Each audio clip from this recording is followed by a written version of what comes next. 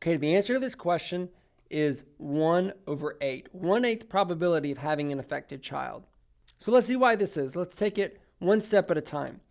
Let's go to our affected individuals, which we know must be homozygous recessive based on the autosomal recessive pattern. If you're affected, it means you must be homozygous. Now let's look at the father's father.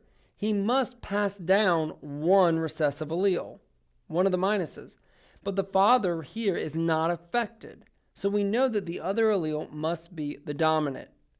This means that the father has a probability of 1 of being heterozygous. We know the father is heterozygous. Now let's come over here to the grandmother. Again, she must have passed down one recessive copy. And we see that her daughter is unaffected, so she must have one normal dominant copy. So this means she's definitely heterozygous, a probability of 1. Now what's the probability that she'll pass down the recessive allele, not the dominant allele, to her daughter?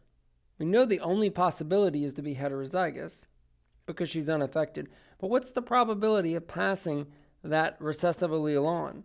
It's 1/2, right? There's only 1/2 chance for that to happen.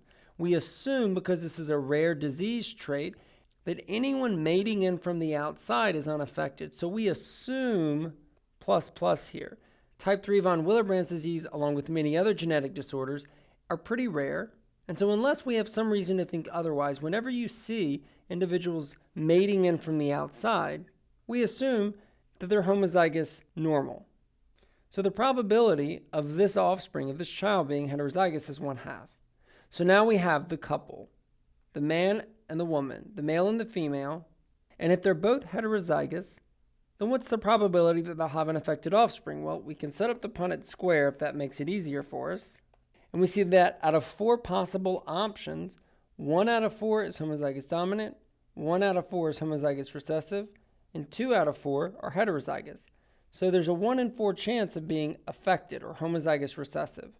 So now all we do is multiply the probabilities that each of the intermediate individuals are heterozygous along with the probability that the offspring will be affected.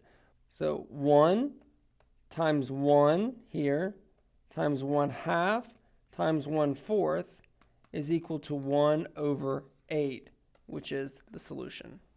If you had trouble with this, that is all right.